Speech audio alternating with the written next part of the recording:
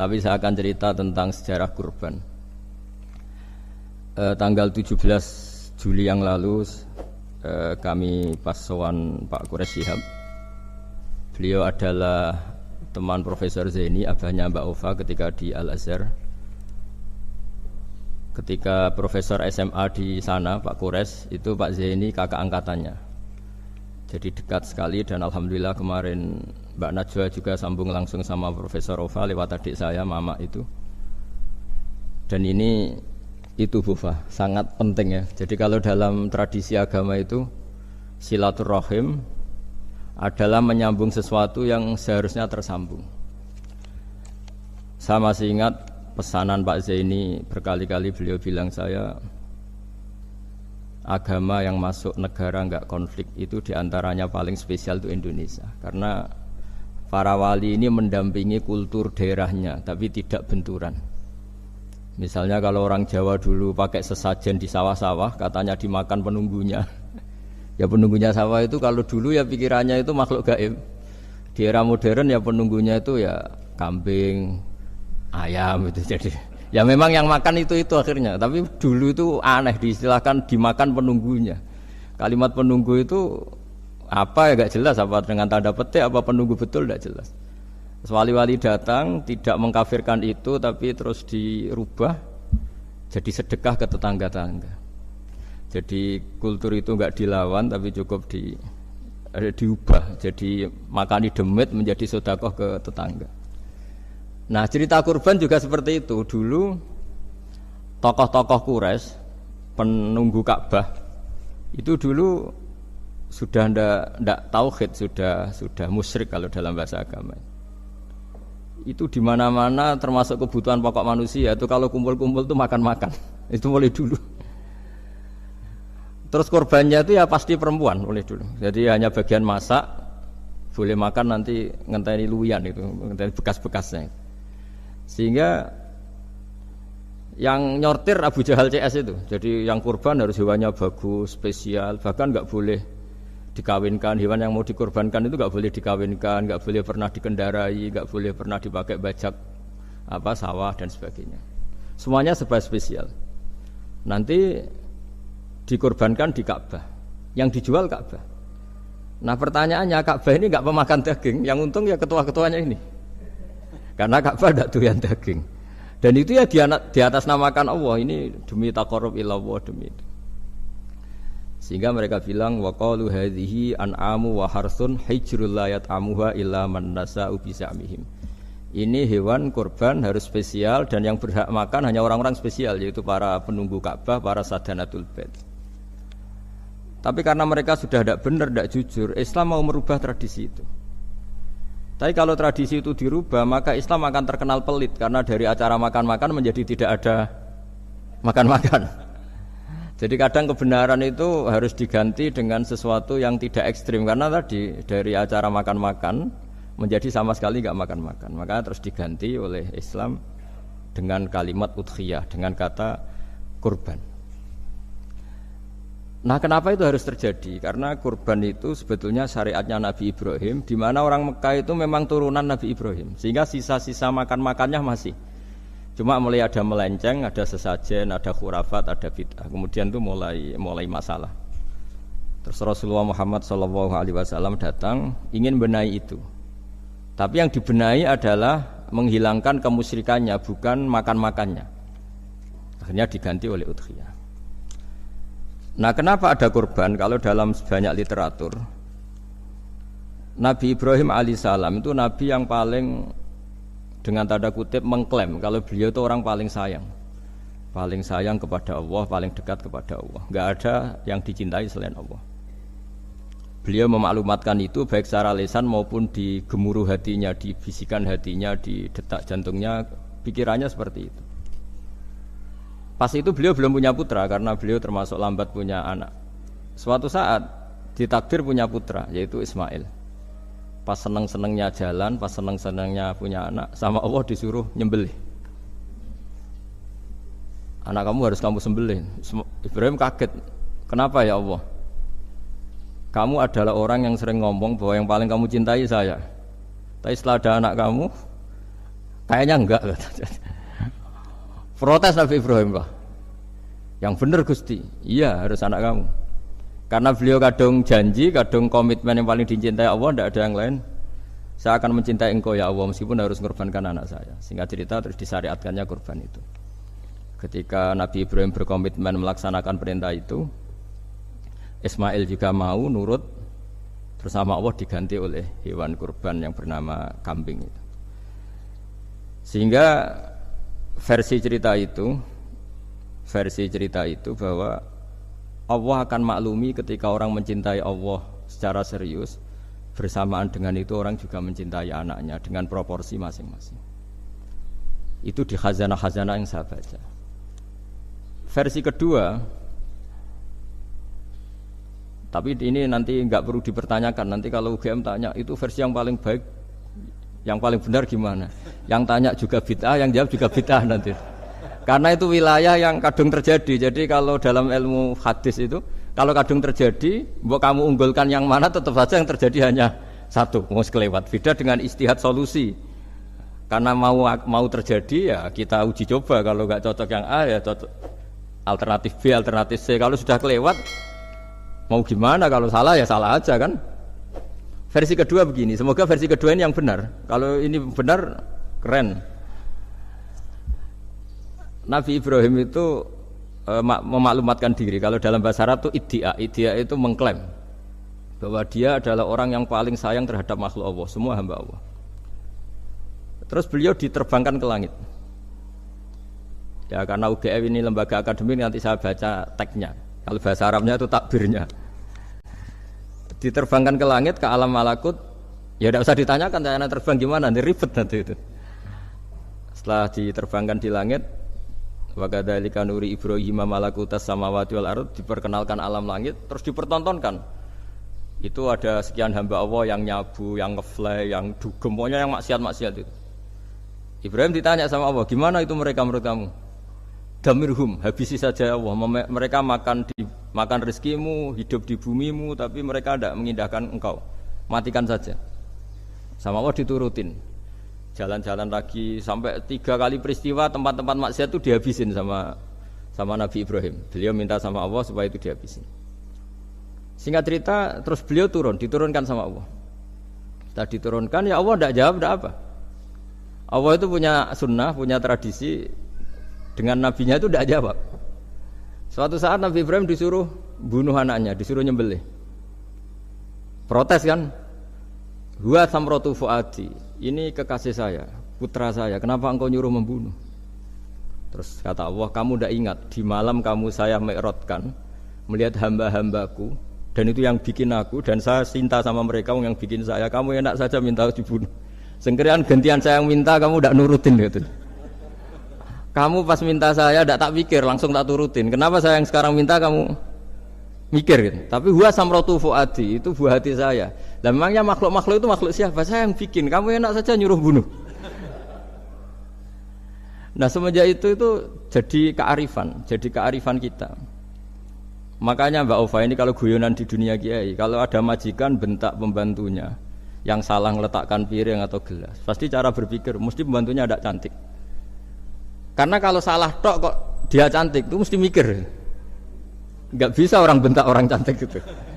Jadi sama, misalnya saya janjian sama Gus Fikar, janjian Gus datang hari Senin gini-gini, ternyata beliau enggak datang. Kalau saya tidak punya utang, tidak atasan saya pasti marah. Sudah janji kok gini-gini. Saya bisa marah itu sebetulnya sebabnya itu 2. Saya kecewa dan dia tidak punya jasa. Tapi yang diomongkan hanya, wah kamu khulful wa'di apa? Enggak tepat. Coba kalau ini atasan saya jadi dosen karena beliau misalnya. Saya punya utang beliau. Mbok nyulayani janji apa kan? Nggih mboten napa-napa. Sama. Ada majikan mencintai pembantunya karena sangat cantik. Mana ada mencahno piring. Omahe dirubuhno itu tidak apa-apa gitu kan gitu. Sama. Makanya ada guyonan di dunia kiai itu, ada anak perempuan kan enggak lazim ya, perempuan pakai GL Pro kalau dulu, mungkin sekarang pakai Ninja, pakai celana jeans. Sopo iku wong luput suwo itu? Siapa itu perempuan kok gitu? Niku ponakane jenengan, Mbah. Astagfirullah, muga-muga pangeran nyepuro. Jadi langsung rubah dari maksudkan menjadi ndak karena keluarga. Nah, jangan-jangan kebencian kita pada maksiat itu oke, kita wajib benci maksiat, tapi tetap ada catatannya. Plus yang maksiat itu tidak orang yang terkait dengan kita. Coba kalau yang maksiat itu orang yang terkait dengan kita, itu anak kita, ponakan kita, mungkin istri kita, paling mintanya ya Allah ampuni, ampuni. Sama-sama maksiat, yang satu minta dihabisin, yang satu kita minta diampuni. Fair gak kita sebagai manusia? Tidak fair. Tidak fair. Nah, ya iya gak fair ya. Apa ya fair? Mikir. Makanya kalau ada guyonan, ya itu tadi. Ada supir salah dimarahin, pasti supir ini belum pegang rahasia. Tapi kalau sudah pegang kartu, si majikannya punya apalah gitu, simpanan gitu. Wah ini pegang, berani marah gak dokter? Tidak ada. Ini dokter kelik juga teman saya. Gitu. Itu pengalaman sekali. Jadi itu guyonan kiai. Makanya jadi manusia itu gak pernah adil sebenarnya. Makanya Allah pernah mensifati manusia itu wa kanal insanu dzaluman jahula. Manusia itu sangat zalim dan sangat bodoh. Kalau misalnya jenengan tanya, orang soleh pun itu gimana? Orang soleh asal manusia tidak nabi, itu ya mesti ada zalimnya. Makanya kalau dalam kitab Hikam diterangkan, kitab Hikam itu kitab yang olah manusia. Itu menyebut begini, manusia itu siapa? Dijawab, manusia itu mangkanat mahasinuhu masawiyah. Orang yang ketika baik saja salah, apalagi ketika salah. Kita misalnya punya toko laris itu. Doanya mustajab, laris, pembelinya banyak, kualitasnya bagus. Pasti ada toko sekeliling yang megap-megap karena orang sekarang ke kamu kan gitu. Sama di kampus ya gitu, kalau ada kampus besar yang lain pasti kemahjub, terhalangi karirnya. Di semua. Sehingga orang supaya terus merasa salah, Rabbana dzalamna anfusana, meskipun kita sedang benar pun, saya termasuk kiai yang kalau ngelepas haji, mungkin yang haji itu mangkel. Karena saya tidak pernah muji-muji haji, meskipun saya melepas orang haji. Umumnya kiai kalau ada orang haji kan dilepas haji mabrur, tidak ada lain balasan kecuali surga. Saya itu karena pernah dengerin masyarakat. Itu ngenes ketika si kiai pidato tadi ternyata ngenes. Ngenesnya seakan-akan surga itu hanya milik yang haji. Wah, nak koyo kula sepundi Gus wong kula ora kelar kaji. Semenjak itu setelah saya jadi kiai ya dendam juga. Akhirnya setelah saya jadi kiai kalau ngaji orang yang haji mabrur balasannya surga, orang yang fakir sabar juga surga, orang yang sering dimarahin istri juga surga. Kata pokoknya surga terus. Sampai yang mau haji itu Gus gimana kok bakas kita kok sama dengan mereka? Ya karena saya ada ulama pesanan kata gitu. Jadi artinya gini. Ketika Anda muji ibadah haji, jangan kira yang ngenes tidak banyak, yang ngeluh juga banyak, karena mereka ada takdir gak mampu haji. Itu hebatnya Islam. Islam juga datang dengan solusi-solusi, misalnya Jumatan itu hajinya orang miskin, orang yang ingat Allah mulai subuh sampai matahari terbit juga sama dengan umroh. Jadi karena tidak semua orang itu mampu haji. Jadi itu Islam. Jadi nanti tak bacakan. Jadi versi kedua itu Nabi Ibrahim diperingatkan Allah bahwa tidak seperti itu cara mengelola hambaku. Nah, Islam ini kata Allah anit tabi' millata Ibrahim hanifa. Referensinya Islam, mentornya Islam itu Nabi Ibrahim. Sehingga kita alhamdulillah punya sejarah wali songo. Saya punya orang tua Kiai Nur Salim itu sayang sekali sama umat. Mbah Mun juga gitu. Saya sama Profesor Zaini itu sudah mulai tahun 2000 terus setiap hari ketemu juga nggak pernah kecewa. Beliau itu pernah disalahpahami, mungkin Bu Ova belum dengar ini. Pernah disalahpahami karena beliau itu tangan kanannya kan agak kuat. Jadi kalau ngambil papa itu pakai tangan kiri. Itu pernah disalahpahami ya, mungkin orang hasud karena tidak mengkonfirmasi langsung mengklaim beliau itu kiai profesor kalau apa-apa pakai tangan kiri. Kira-kira pertanyaan sunnah Rasulnya mana kan gitu. Beliau itu ya hanya corong Jawa itu berambang, agak nangis tapi tidak sampai keluar air mata tapi berambang. Terus beliau bilang gini ke saya. Seharusnya gimana Mas Pak? Ya kalau Pak Zaini ingin jadi wali ya tidak usah menjelaskan. Kalau Pak Zaini ingin menjelaskan berarti ingin diakui makhluk. Tapi kalau nggak dijelaskan mereka salah paham terus. Tapi cepat jadi wali karena sudah mulai mengabaikan apa kata mereka. Tapi kalau menjelaskan ya enggak, ya lama jadi walinya. Tapi bagusnya orang nggak salah paham. Pak Dini tertawa-tawa. Jadi wali apa enggak? Jadi saya itu lama sekali sekamar dengan beliau ada di Badan Wakaf ya Mas Fajar ya. Badan Wakaf yang atas itu kan dulu tempatnya Pak Rektor kan kosong. Nah itu kita tempati sama Pak Zaini bertahun-tahun tiap hari diskusi. Dan nggak pernah ceritanya beliau itu penting karena seneng guyon. Memang khasnya ulama itu seneng guyon. Kemarin saya ketemu Pak Kures, beliau cerita saya ini punya idola Gus Pak. Kalau manggil saya Gus kadang ya Pak. Dulu beliau doktor filsafat. Lama-lama jadi Syekhul Azhar. Itu kalau ke kuliah pakai bis kata Pak Kures pakai bis. Suatu saat di Al Azhar itu kan beda dengan di yang lain ya, agak-agak modern. Si gurunya ini beliau itu karena banyak yang berdiri, beliau duduk ada perempuan berdiri terus yang lelakinya berdiri terus jatah duduknya dikasihkan perempuan. Perempuannya itu pakai pakaian yang agak minim, agak seksi lah, agak minim. Terus si Syekhul Azhar tadi saat itu belum Syekhul Azhar, punya 2 permen. Ini ceritanya Pak Kures punya 2 permen terus. Yang satu sudah dibuka, yang satu masih bungkusan masih ditawarkan. Silakan Mbak kamu milih yang mana? Milih yang masih itu. Padahal bukanya itu supaya lebih gampang. Ternyata milih yang masih bungkusan. Kenapa Mbak? Ya ini lebih steril karena pakai bungkus. Oh iya. Itu pelajaran itu. Terus Pak Kures nantang saya. Gus Pak punya enggak cerita tandingan? Wah kalau saya kebalikannya Pak. Di kereta itu ada Cina, enggak khitan ya. Ketemu sama kiai kampung. Terus, kenapa khitan? Enggak khitan juga sama gini-gini gitu. Terus dikasih pisang. Terus dimakan dikupas dulu. Kok udah langsung aja. Terus kata Pak Kures, nah ternyata sama Pak Zaini sama Pak Kures itu dibalik ke profesorannya. Ceritanya itu ya guyon terus. Karena memang agama ini itu kalau masalah kebenaran itu serius, tapi dibalik kebenaran ini yang perlu dicatat oleh semua yang mencintai agama ini bahwa Allah itu tidak butuh taat kita. Dan Allah tidak akan gagal sebagai Tuhan karena maksiat kita. La tanfa'uhu ta'atuhum wa la tadurruhu maksiatuhum. Allah tidak akan ngefek ketika semua orang taat ya enggak ngefek, semua orang maksiat juga enggak ngefek. Karena Allah ini zat yang punya eksistensi sejati sehingga hubungan kita dengan Allah itu enggak ngefek ke Allah, tapi ke kita sendiri. Sehingga mereka lebih rileks karena enggak merasa harus mati-matian bela Allah. Allah tetap Al-Qayyum, zat yang bisa berdiri sendiri. Sehingga di kitab-kitab itu ada bab namanya Mizahun Nabi, guyonan-guyonan Nabi. Itu ada babnya sampai di kitab Ihya, di kitab banyak lah kita. Masyhur itu suatu saat ada orang sepuh sowan ke Nabi karena sudah sepuh. Beliau pamit lah kira-kira jam segini pamit ya Rasulullah saya mau pulang karena nanti kemalaman. Karena beliau jalan kaki yang orang sepuh. Kata Nabi, "Dah tenang saja di sini, nanti pulang kamu udah jalan kaki. La ahmilan naki alab ninaqah. Nanti kamu tak naikkan anaknya unta."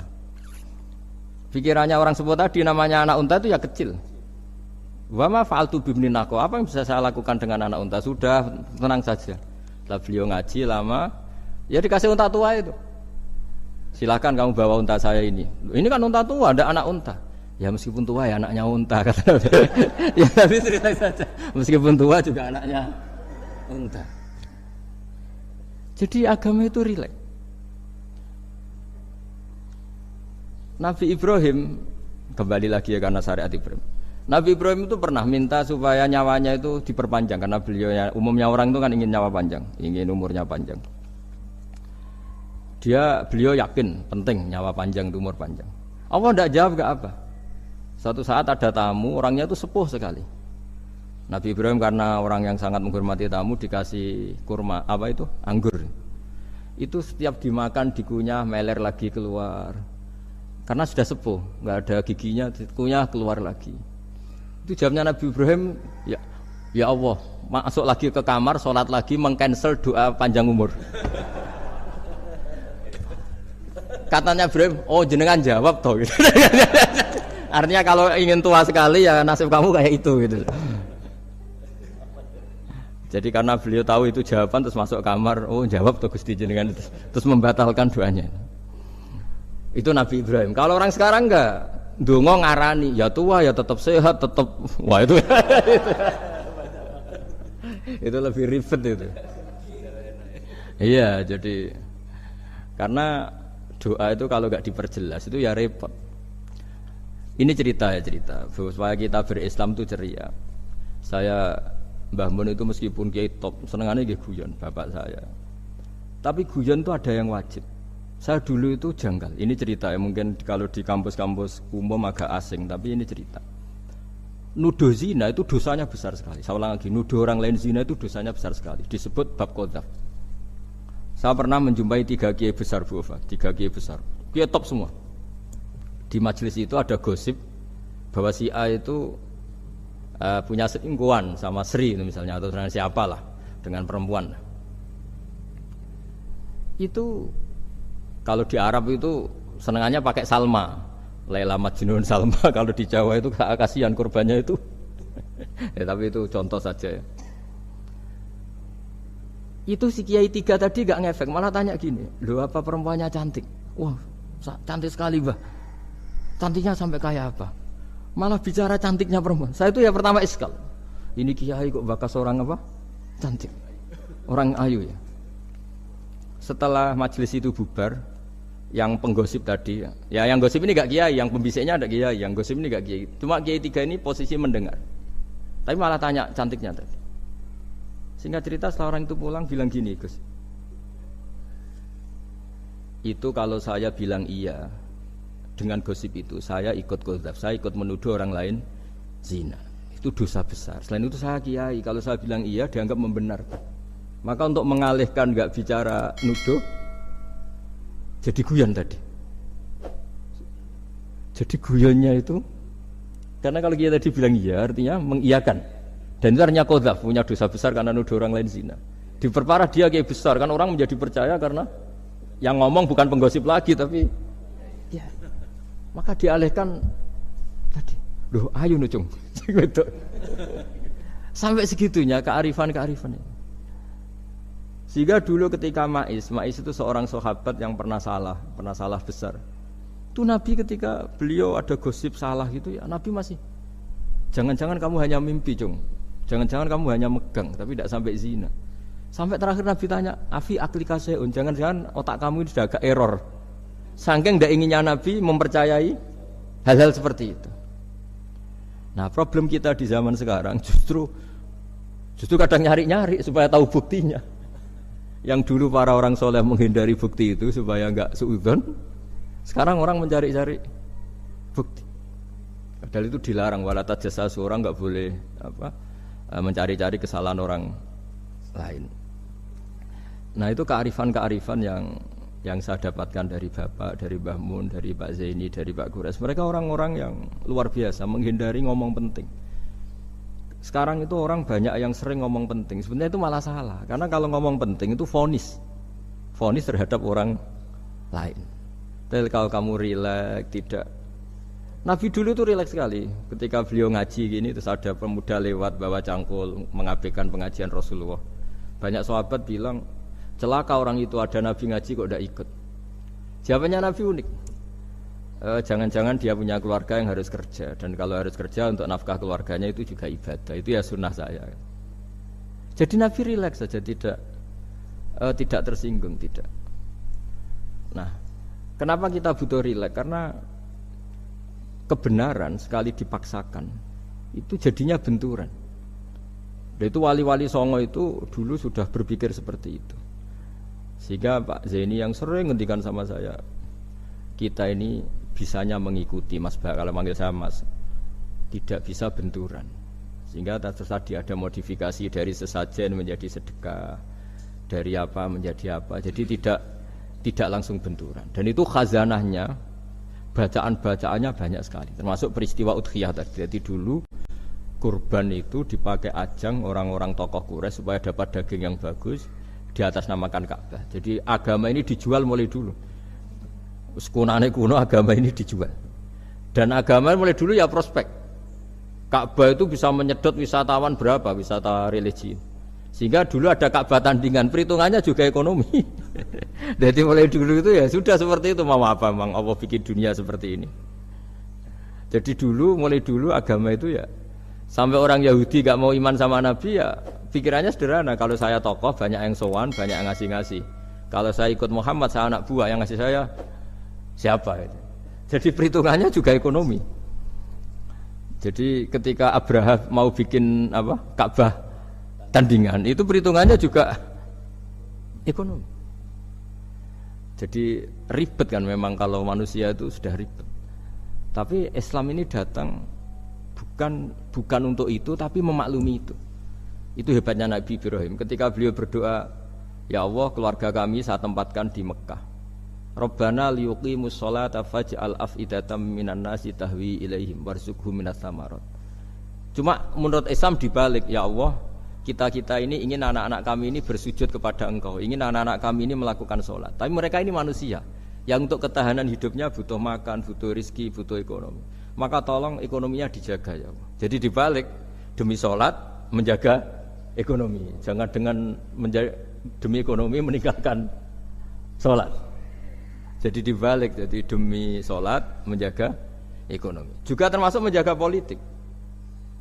Andaikan tidak ada orang Islam yang cakap politik, terutama yang soleh-soleh, kemudian negara bikin aturan ala mereka, sholat dianggap larangan, pengajian dianggap larangan, juga repot.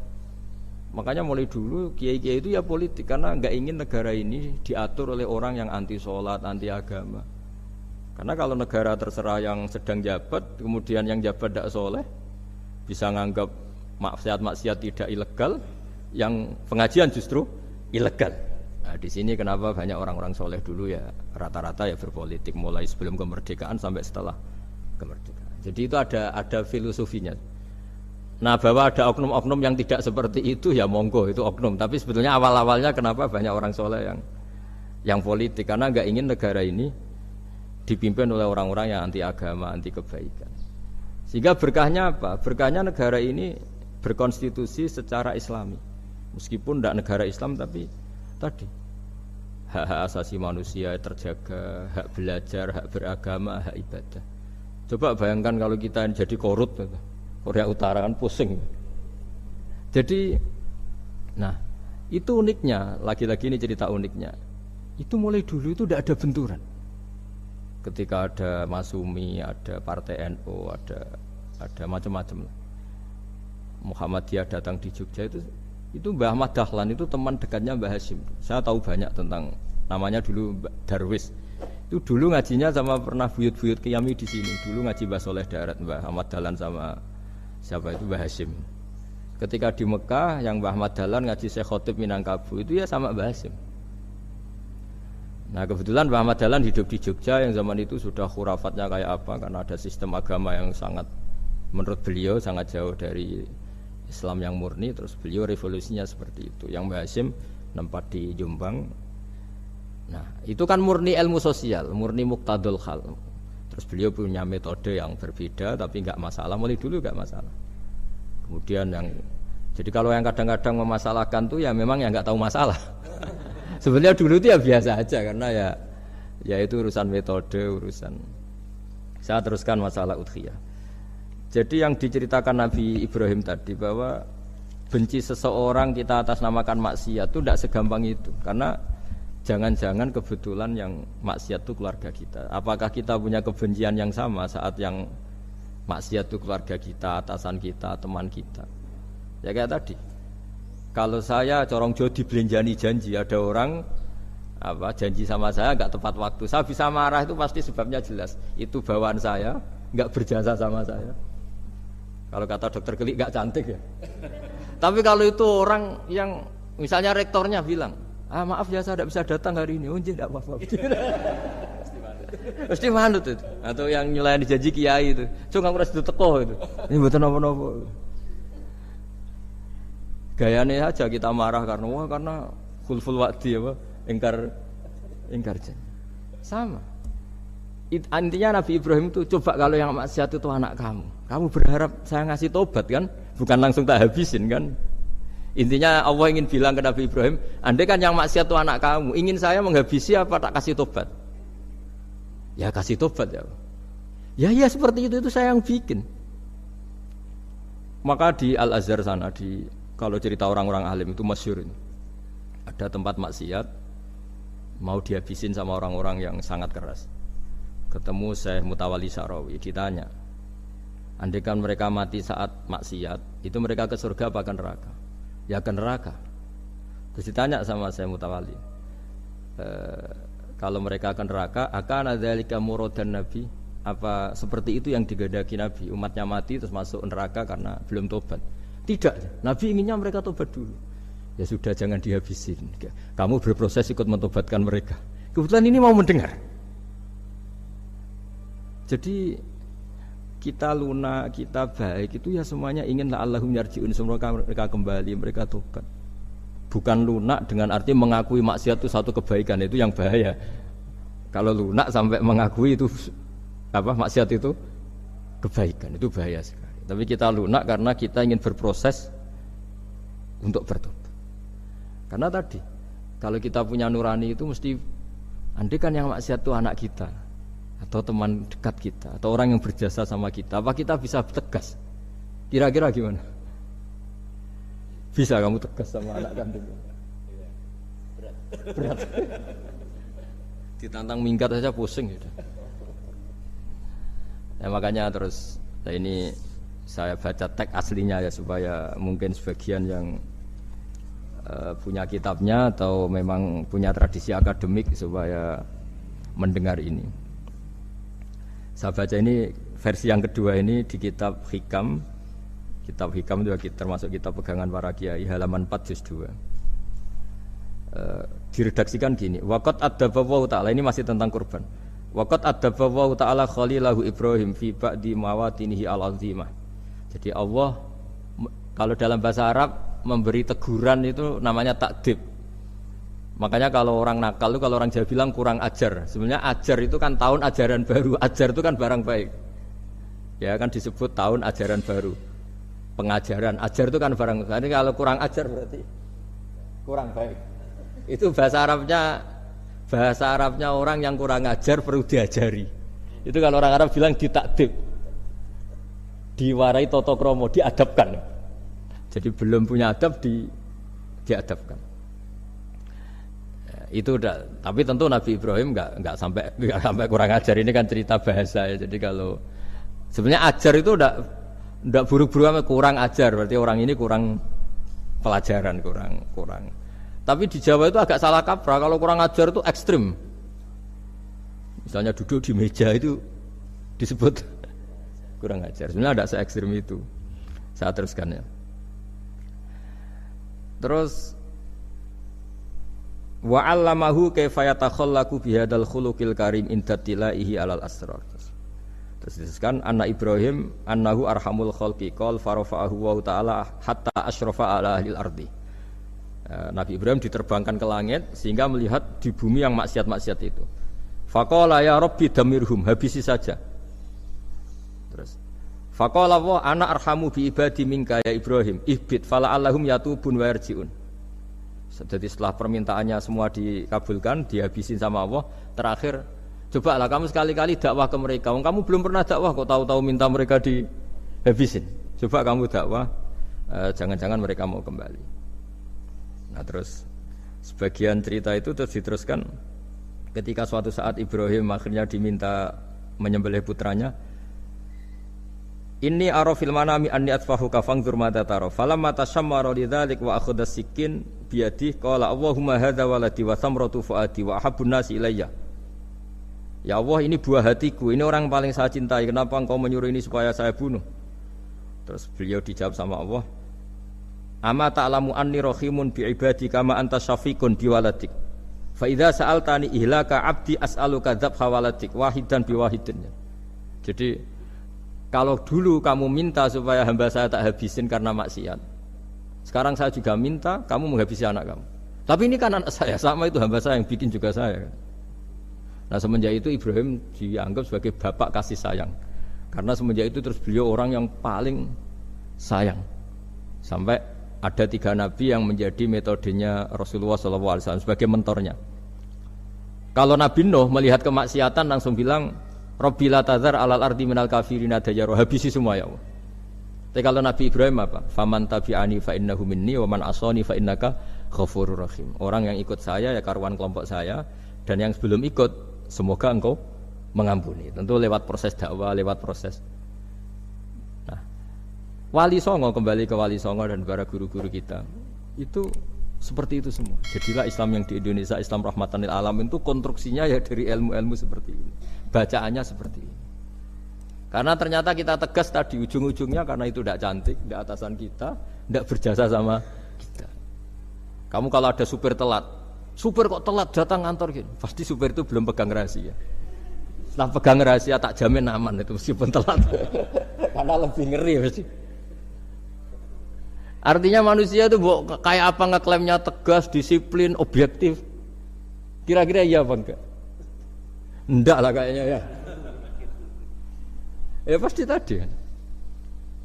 Nah itu yang makanya bapak saya kalau guyon sama saya itu, kan umumnya orang itu kalau di dunia kiai muji istiqomah. Istiqomah itu konsisten jadi imam masjid, konsisten jadi guru, jadi apa. Kalau bapak itu sering guyon ke saya, iku istiqomah apa mau digenti wong liya katanya. Artinya di balik istiqomah itu juga ada catatan lain. Jangan-jangan ambisi gak mau diganti orang lain. Jadi artinya manusia itu dalam benar saja ada unsur salahnya, apalagi pas salah gitu maksudnya. Nah ya pas benar saja ada unsur salahnya, apalagi pas salah. Nah itulah dengan sudut pandang seperti ini adalah orang terus gak gampang menghakimi orang lain. Karena manusia yang baik adalah cukup dia merasa aibnya banyak, salahnya banyak, kemudian itu menyibukkan dia dari mencari-cari aibnya orang lain. Makanya kalau dalam cerita Ibrahim alaihissalam, karena kurban itu identik dengan syariatnya Nabi Ibrahim. Ini saya punya catatan yang kemarin tak baca juga di Jakarta. Itu suatu saat Nabi Ibrahim itu didatangin orang Majusi dulu. Orang Majusi itu ya tidak beragama. Singkat cerita Nabi Ibrahim itu terkenal kaya dan suka menghormati tamu. Dulu tamu itu sangat penting dihormati karena dulu nggak ada warung, terus padang pasir. Kalau sekarang itu ya wajib dihormati tapi tidak wajib-wajib banget. Karena biasanya sudah marung di mana-mana. Sudah marung di mobilnya bawa apa? Bekal. Kalau dulu di padang pasir kalau tamu nggak dihormati bisa mati betul. Kadang sudah hari perjalanan itu nggak makan nggak apa karena di padang pasir warung nggak ada, nggak bisa ngopi-ngopi ya dulu. Sehingga kalau menghormati tamu dulu itu pahalanya luar biasa ngasih makan itu. Kalau sekarang ya pahalanya biasa aja karena ya tamunya makannya ya biasa aja karena sudah kenyang duluan itu. Singkat cerita orang ini datang ke Ibrahim minta dikasih makan. Nabi Ibrahim mengatakan kamu syaratnya harus Islam dulu, kalau enggak kasih makan. Karena Ibrahim itu seorang nabi dan beliau komitmennya seperti itu, si tamu tadi putus asa. Akhirnya walla itu ya sudah meninggalkan Ibrahim. Setelah beberapa jangkah Allah bilang ke Nabi Ibrahim, orang itu umurnya berapa tadi bilang ke kamu? 50 tahun. Pernah enggak orang itu kelaparan? Kata Allah, enggak, baru ini kelaparan. Terus kata Allah, mundu khamsina sanatan nut'imuhu ala kufri. Falau nawal tahu lukmatan min ghairi antu talibahu bitahiri dinik lakana ahsanarnya. Orang itu umurnya 50 tahun. Itu ya tak kasih makan padahal dia Majusi. Kamu baru diminta sehari saja minta syaratnya Islam. Terus itu ada di kitab apa Ar-Risalah Al-Qusairiyah di halaman 262. Jadi cuma dulu itu motifnya semuanya agama, bukan atas nama demokrasi atau kebebasan beragama. Karena dulu itu orang dulu itu kan saking sayangnya Allah apa-apa konstitusinya ya perintah Allah. Dan ternyata perintah Allah seperti itu. Akhirnya dipanggil. Kemana ya Majusi ke sini tak kasih makan. Terus Majusi kan kaget. Ada apa? Kenapa kamu rubah? Ditegur Tuhan. Iya ditegur Tuhan itu. Jadi dan alhamdulillah saking simpatiknya orang Majusi tadi akhirnya masuk Islam. Sama itu kan mirip orang Yahudiyah atau Yahudi itu yang tanahnya itu diambil ya sama Amr bin As untuk perluasan masjid di Mesir. Ya ketika lapor ke Sayyidina Umar, ngiranya itu kan dibenarkan perluasan masjid, ternyata Umar belain yang Yahudi. Iya, yang punya tanah harus dikembalikan tuh haknya. Jadi Islam itu menghormati hak kepemilikan meskipun itu milik non muslim. Jadi kata Allah, mut khamsina sanatan nut'imuhu ala kufri. Falau nawal tahu lukmatan min ghairi antu talibahu bitahiri dini. Mbok dikasih makan aja, ndak usah nyuruh ganti agama. Wong saya saja yang Tuhan ngasih makan dia sudah 50 tahun. Tanpa syarat. Tanpa syarat. Ya jadi ini cerita ya Bu Ufa. Jadi kita mungkin kenangan saya dengan Bapak, Bu Ufa dengan Profesor saya ini kebetulan teman dekat sekali sama saya dan hampir tiap hari saya ketemu, minimal 3 jam bertahun-tahun. Sampai kalau kehabisan cerita, akhirnya cerita keluarganya karena kesuwen belajar kan akhirnya cerita keluarga. Maksud saya tadi ini saya cerita ini barang baik ketika beliau pernah ditahan karena aktivis dulu. Itu pas mau lahirnya Bu Ova, terus beliau berdoa mati-matian delalah dibebaskan. Beliau sempat nunggu kelahirannya Bu Ova ini terus dinamai Aufa Amalia. Itu kalau dalam bahasa Arab itu Aufa itu Allah memenuhi apa yang saya angen-angen. Jadi itu ceritanya itu gitu. Jadi nama itu spontan aja ketika iya, jadi beliau itu aktivis dulu. Bukan di penjara karena korupsi atau kriminal, bukan karena aktivis. Karena kalau model sekarang Bu Ova kalau nggak dijelaskan detail ditahan karena aktivis, nanti dikira ditahan karena yang lain. Ribet kan? Jadi ditahan karena beliau itu dulu aktivis, bukan karena. Ya saya kira demikian. Monggo kalau ada sesi tanya jawab.